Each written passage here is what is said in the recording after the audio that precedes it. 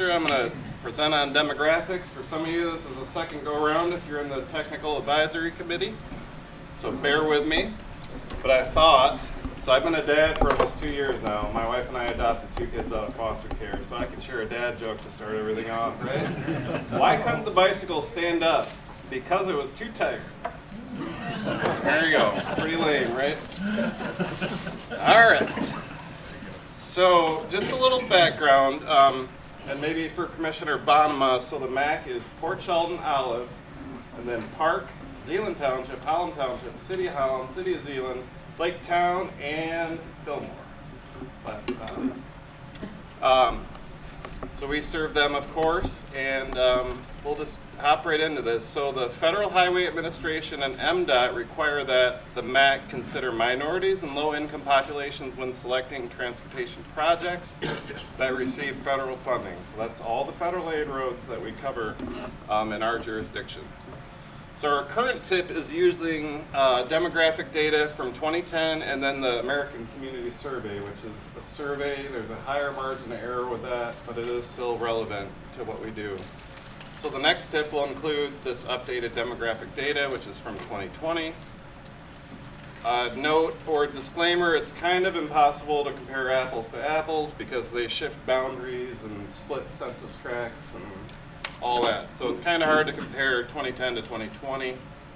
And then the 10-year census data has a lot less of a margin of error than the ACS data. So hop right in. Okay, so in 2020, Michigan had just over 10 million people. The 4-county West Michigan region that we all would consider Metro, Grand Rapids, Holland, Muskegon area, 1.25 million. I remember when I was a kid, it was probably 700,000, so that's grown a lot. Allegan and Ottawa combined have just over 415,000, and then the MACC has reached 125,000 in 2020.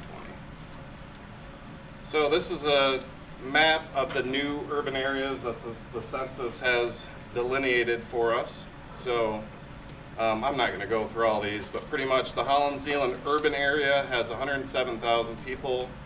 That's up from just around 100,000 people 10 years ago.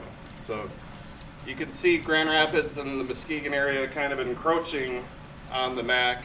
They're only separated by 3 to 4 miles, so from one boundary to the next. Okay, so MACC urban areas between 2010 and 2020.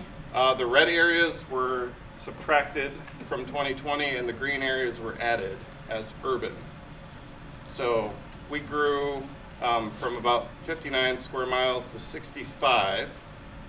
And you'll probably ask, why did we lose some areas? It's really due to housing density, not population density. So 2020, they started looking at housing density as a qualifier, as an urban area. So you'll see even where we are, well, across the street is urban in Zeeland Township here. So the biggest growth area is Port Sheldon, Zeeland Township, a lot of Lake Town, and then down in the City of Holland, the airport area is now urban. So, and this is showing the growth between 1990 and 2010, as well as the MDOT projection for 2050. So, and our long-range plan actually ties into the 2050. That's our next one where we're projecting out to. So we've grown 50% since 1990, and we're expected to grow another 50% between 2020 and 2050. So biggest gainer, Zeeland Township, 170% over 30 years. That's nuts. So Holland Township too is a big one. So everyone's growing, so that's kind of a good sign. So now I'll break down the geographies. So we have 39 census tracts in the MACC. There's 87 census block groups, which is what I'm going to present on the block groups. And then there's blocks, which are really micro level geographies. Okay, so census block groups, we have 87.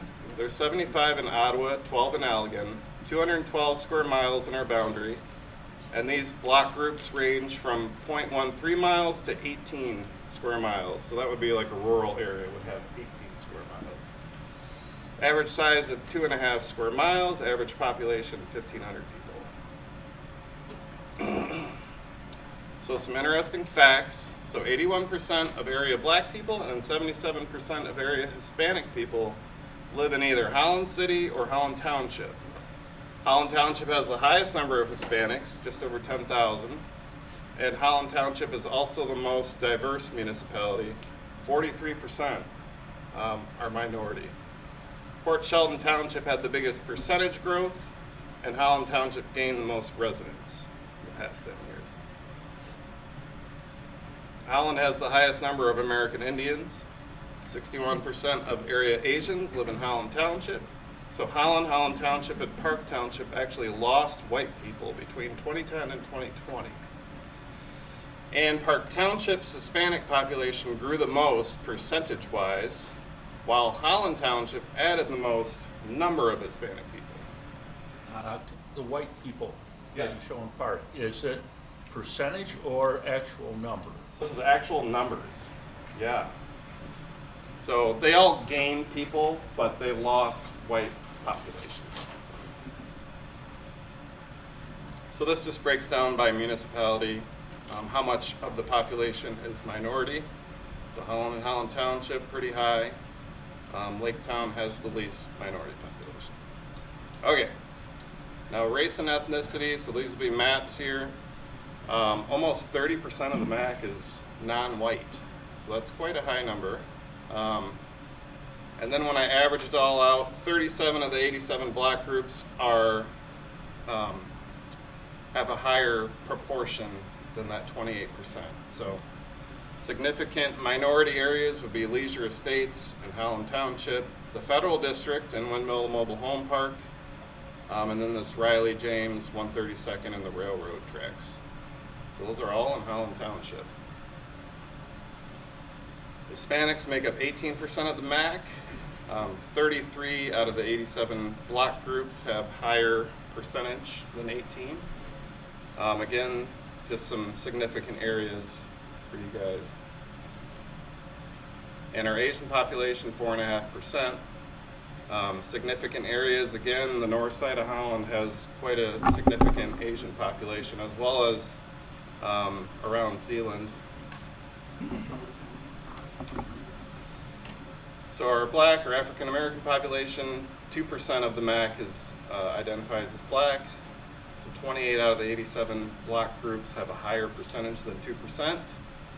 Generally, south side of Holland has a high percentage, or the highest percentage. And then I'm going to dive into poverty rates. So poverty is the second thing we look for, in addition to race and ethnicity, that we really have to plan for. So this is from the American Community Survey. So there is a margin of error up to 30%, but generally when it's aggregated over 5 years, that margin of error declines. So 7% of the MACC is in poverty, and these are federal guidelines. So 30 out of the 87 block groups have a higher rate of poverty than 7%, and this is just for adults over 18. Some areas would be up just north of D&W on the north side, and then around Hope College, there's a high rate of poverty there. Now when we're talking about families with kids under 18, so of the households, 6% of the MACC has households with children under 18 in poverty. Again, the city of Holland, just south of Hope College, and then the area north of D&W there. I think that's about it. It's a lot of data, it's a lot of information, I know, but I'm open to answer any questions best I can. Can you send us that presentation? I can, absolutely. Please. And I can tailor any map. It might take a little while, but if you guys need maps, just let me know. Yes, Tom. In thinking of the projects that the MACC has been involved in funding with federal aid dollars, a number of them would directly relate to ethnic populations or poverty concentrations, such as public transit, non-motorized trails, things of that nature. If we're talking about an intersection improvement or a railroad crossing upgrade, that's really irrespective of the residents nearby, because a lot of times those are on arteries where everybody traverses them. Is there a requirement that we still take that into consideration for something that oblique? So I'd probably defer to MDOT folks or Jason on that one. Yeah, so They might have a better answer for you.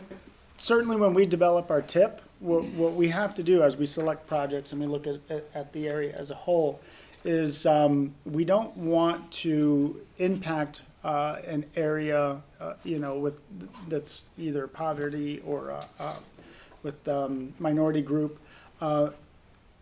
more than we would impact anybody. Because I think when people look at road projects, they're like, oh, that's an impact, I can't get on my driveway, or this is a pain, or those kind of things. So really what you want to do is you want to look at all your projects and make sure that that one group or one area isn't being favored over another. So if we only did intersection improvements in areas that were very affluent versus areas that weren't, that would probably stick out like a sore thumb. And I think the feds would then be saying, wait a second, we're passing federal dollars to you.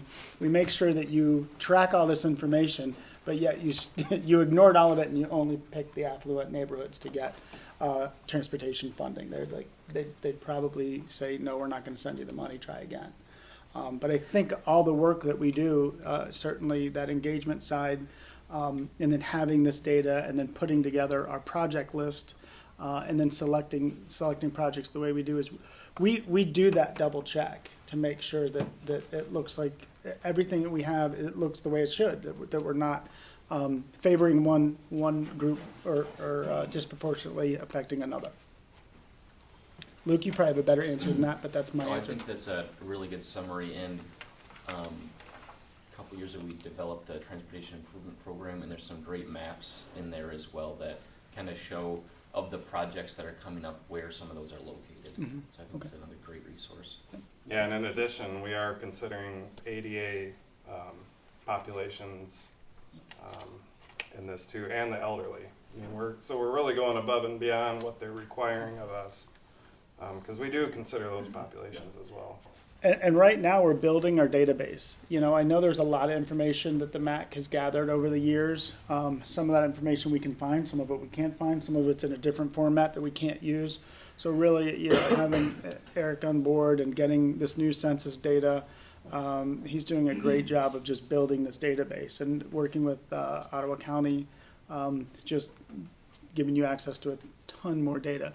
So I think over this next year in particular, with our long-range plan, and us going and meeting with every one of our members and making sure we understand what the master plan for each group, what's important to each one of our members, how we overlay all that information will really get us on good, solid ground, so we can probably hit some grants really hard next year. Because this is all the baseline information that most of the federal grants, you will hit equity over and over again in the notice of funding opportunity. There's on the environmental side, you'll hear a lot of information that needs to be included in those grants. So we'll have that data.